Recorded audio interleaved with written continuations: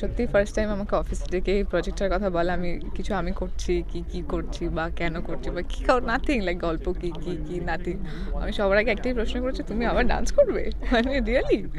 তো হ্যাঁ, মানে আমি ছবিটার একটা পার্ট,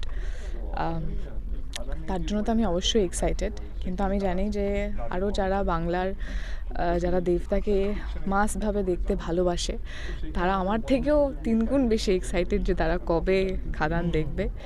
সো আমরা সবাই সুপার এক্সাইটেড, আশা করি 20 তারিখ থেকে এই এক্সাইটমেন্টটা আমরা সবাই দেখতে পাবো আরও বেশি।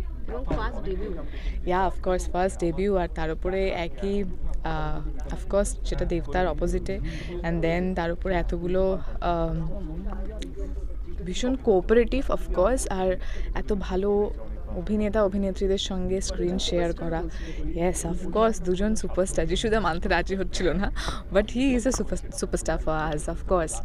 তো ইটস ভেরি লাইক ভীষণ থাকে না যে কিছু পাওয়ার পরে মনে হয় যে এটার থেকে বেশি আর কিছু চাওয়ার থাকতো না।